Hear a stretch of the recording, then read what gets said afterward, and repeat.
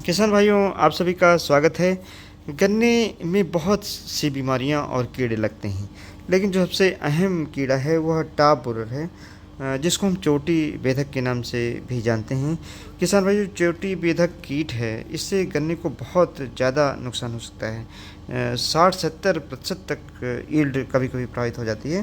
किसान भाइयों, इस कीड़े की साल भर में 5 पीढ़ियाँ होती हैं। पहली पीढ़ी फरवरी में, दूसरी पीढ़ी अप्रैल में ओवरलैपिंग रहती है, और तीसरी पीढ़ी जून में होती है जो सबसे ज़्यादा नुकसान करती है। फिर चौथी पीढ़ी अगस्त में, और पांचवी पीढ़ी अक्टूबर से लेकर के और आखिरी तक रहती है। किसान भाइयों, इस कीड़े के बारे में अगर हम इसका जीवन इतिहास देखें तो ये आप जान पाएंगे कि इसका जो अंडा है उसका जो पीरियड है वो 7 दिन का होता है। इस कीट की जो मादा है वह अंधेरा पसंद करती है, उजाले में अंडे नहीं देती, अंधेरे में अंडा देती है। गन्ने खेत में अंधेरा मिलता नहीं है, इसलिए पत्ती की जो निचली सतह है मध्य सिरा के पास अंडे देती है, और एक मादा 75 से लेकर के 250 तक अंडे दे सकती है। अंडे को भूरे रंग के रोएदार पदार्थ से ढक देती है, जिसके कारण अंडे को पहचानना मुश्किल हो जाए और अंडे सुरक्षित रह सकें। अपनी तरफ से एक प्रबंध करती। 7 दिन तक ये अंडे रहते हैं, और 7वें दिन के बाद ये लार्वा के रूप में हैच कर जाते हैं। और लार्वा की जो स्टेज है यह सबसे लंबी स्टेज है, 35 से 40 दिन की होती है, और यही जो स्टेज है, यही जो अवस्था है वह गन्ने को सबसे ज़्यादा नुकसान करती है। किसान भाइयों, इसकी जो सूंडी होती है वो सफ़ेद रंग की होती है, बिल्कुल स्वच्छ दिखाई पड़ेगी। अगर आप उसको हिलाएंगे तब हिलेगी, अदरवाइज हिलती भी नहीं है। इसके ऊपर कोई भी धारी नहीं होती है। सूंडी करीब 5 बार अपनी जो खाल है यानी त्वचा है उसका विमोचन करती है, जिसको हम मेटामॉर्फोसिस कहते हैं, और इसी तरीके से बढ़ती रहती है। फिर ये प्यूपा के रूप में परिवर्तित होती हैं। किसान भाइयों, जब ये सूंडी अंडे से निकलती है और निकलने के बाद मध्य सिरा से होते हुए गोफ में नीचे चली जाती है, और जहाँ गन्ने का ग्रोइंग पॉइंट होता है वहाँ पर बैठकर और खाना शुरू कर देती हैं। जब मध्य सिरा से होकर जाती है तो पत्तियों पर लाल धारी निशान दिखाई पड़ते हैं। जहाँ से होकर गुजरती है लाल धारी निशान छोड़ देती है। गन्ने में एक करेक्टर होता है, जब भी गन्ने के ऊपर कोई चोट लगेगी तो लाल रंग आपको दिखाई पड़ेगा, और नीचे जाकर के खाती रहती है। और जो पत्ती बढ़ती है, चूँकि वो गोफ होती है, जब ऊपर बढ़ती है आर पार उसमें छेद हो जाते हैं, पैरेलल छेद होते हैं, छिद्र दिखाई पड़ते हैं, काले रंग का कुछ पदार्थ भी दिखाई पड़ता है, और खींचते हैं तो आसानी से निकलता नहीं है, फिर भी नुकसान काफ़ी हो चुका होता है। यह लार्वा गन्ने के नीचे खाती रहती है और एक छोटा सा छेद कर देती है, जिसको सफ़ेद रंग के पदार्थ से ढक देती है, ताकि जब प्यूपा स्टेज में ये आए उसके बाद इस छेद से जब एडल्ट स्टेज में पहुँचे तो इस छेद से होकर के बाहर निकल जाए, इसलिए छेद करती, बहुत चालाकी से उसको ढक देती है। और प्यूपा का जो स्टेज है 7 दिन का होता है। प्यूपा का जो स्टेज है उसमें गन्ने को कोई भी नुकसान ये नहीं पहुंचाती है, और प्यूपा 7 दिन की स्टेज के बाद प्यूपा से एडल्ट बन जाते हैं। जो मादा होती है टाप बोरर की, उसके पीछे आप देखेंगे एनल टफ्ट रहता है, एक गुच्छे बालों का गुच्छा दिखाई पड़ता है, और ये फिर से अंडे देती है, और इसी तरीके से इनकी लाइफ साइकिल चलती रहती है। 5 लाइफ साइकिल किसान भाइयों इससे होती हैं।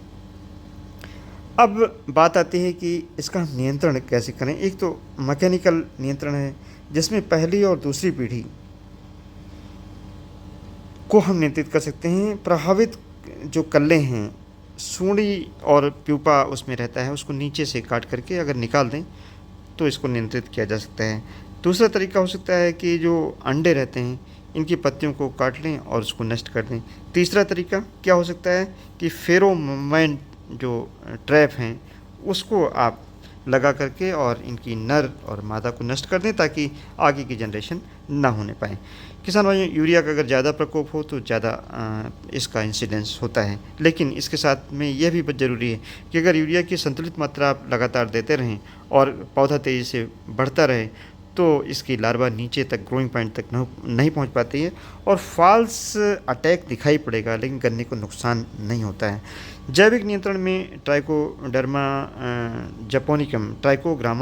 जपोनिकम के 50,000 प्रौढ़ करीब 4 से 6 बार 60 दिन के बाद पत्ती की निचली सतह पे 10 से 15 दिन के अंतराल पर अगर आप लगाते हैं तो इसको नियंत्रित किया जा सकता है। रासायनिक नियंत्रण में जो सबसे अहम नियंत्रण है वह है, जिसके लिए हमने ये वीडियो बनाई है, आप क्लोरेंट्रोनिलप्रॉल से इसको पूरी तरीके से नियंत्रित कर सकते हैं। खासतौर से ऐसी वैरायटियाँ हमारी तभी सफल रहीं 238 जैसी, जब कोराजन हमारे पास था। किसान भाई इसका सही प्रयोग कैसे कर सकते हैं, बहुत ज़रूरी है समझ लेना। 1 एकड़ में जो इसकी मात्रा है वह 150 ml लगती है। 150 ml का पैक भी आता है। 150 ml के पैक को हम घोल कैसे बनाएं? 25 गिलास पानी एक प्लास्टिक की बाल्टी में डाल दें और उसमें ये पैक पूरा डाल दें, फिर घोल बना लें। 25 गिलास क्यों बनाते हैं? क्योंकि 25 टंकी पानी से 1 एकड़ में हम ड्रेंचिंग कर सकते हैं। किसान भाइयों, हमारी जो एक टंकी होती है वो लगभग 16 लीटर की होती है और 16 लीटर की टंकी से हम अगर 25 टंकी डालेंगे तो 400 लीटर लगभग पानी हमारा लगेगा। किसान भाइयों, स्प्रे करते समय ये ध्यान रखें कि आपको स्प्रे नहीं करना है, ड्रेंचिंग करनी है। ड्रेंचिंग यानी भिगोना है, हिंदी में हम उसको भिगोना कहते हैं।